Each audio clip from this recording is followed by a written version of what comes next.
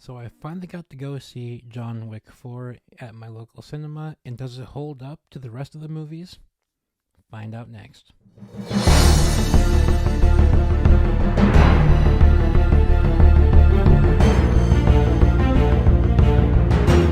How's it going, fellow cinephiles? This is Dominic from Film Overload, the channel where we talk about movies, pop culture, and everything in between. And today I went to my local cinema again, just like last weekend, and I finally got to see in theaters before it left John Wick Chapter 4. Yes, the end of the quadrilogy, so to speak, of the John Wick movies. And all I'm going to say is this.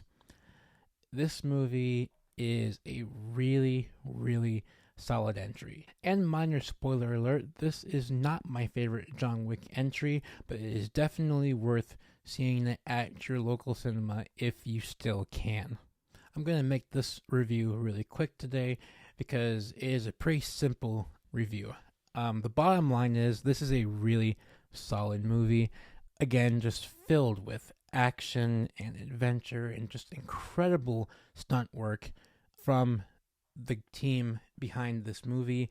Now, Keanu Reeves is back once again as the Baba Yaga, the man that fears no one and the man that kills all. And when I say kills all, I really mean it, because I'm pretty sure this movie has the most deaths out of all of the John Wick movies, if I'm not mistaken.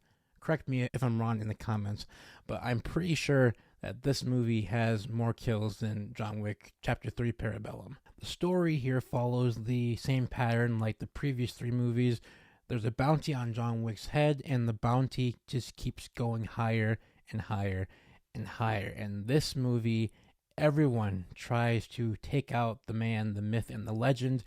And because of that, I was treated to a very, very beautifully choreographed movie. In fact, one of the most beautifully choreographed movies I've probably ever seen in my life. The story has really solid beats.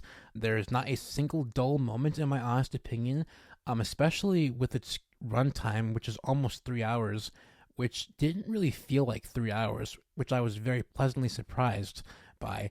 But this movie has a really solid story, a really solid script. The character arcs and the payoffs are really well done, and everything just really flowed really well. And I was glad to see that, because I thought this was going to be like a really long, dragged out movie, again considering the movie's runtime, but they really managed to keep your interest the entire time. And once again, there is not a dull moment in this movie, and I was really surprised by that. So really props to Lionsgate and their development team for really making a movie that piques your interest from start to finish. Now, many people believe that the last movie star, so to speak, is Tom Cruise, but I am here to say that Tom Cruise, in my opinion, is not alone. Keanu Reeves in this movie and throughout the course of the John Wick franchise has really carried this character and these stories on his back, and in this movie it is the peak. I truly believe that he is at his peak in this movie. All of the stunts that he does, all of the things he does as John Wick, the way they have really chiseled out his arc throughout the course of these four movies really came to a head in this movie and really was the apex of the character, in my honest opinion. Keanu is just fantastic. His screen presence is great, just like Tom Cruise, in my opinion. He really is John Wick, and I would argue that John Wick is his best character. Yes, I know many people believe that his best character is Neo from The Matrix, or maybe some of his more serious roles throughout the course of his career, but I personally believe that John Wick is Keanu Reeves' best character, and once again, he showed me why in this movie.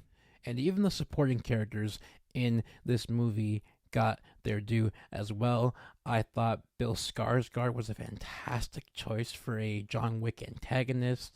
It was nice seeing Lawrence Fishburne back in the franchise.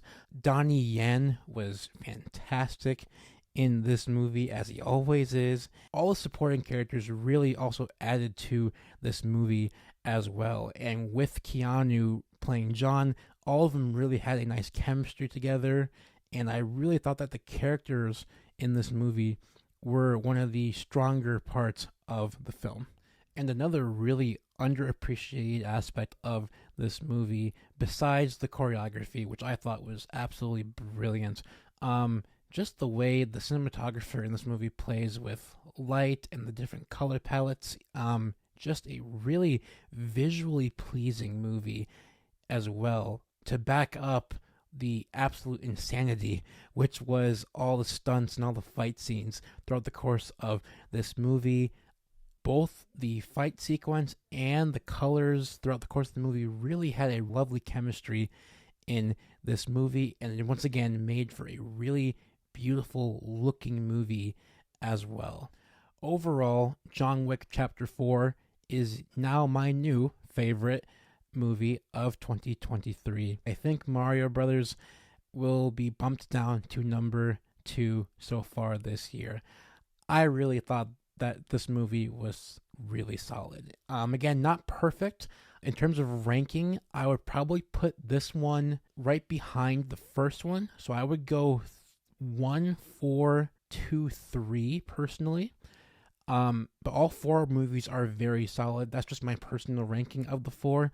But I thought that this movie was incredibly solid, and I really hope that they keep making more movies in this franchise, and we're going to get one hopefully next year, which is the Ballerina spinoff. So fingers crossed for that one. I'm hoping that that one is good.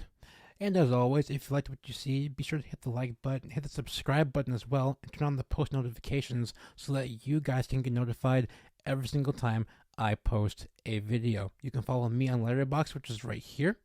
I post all of my reviews on Letterboxd, as it helps me keep track of movies that I have watched, movies that I haven't watched, and movies that I will watch. And I think you guys would benefit greatly from this app and this website if you are indeed lovers of cinema like myself. As always, guys, happy movie watching. Take care.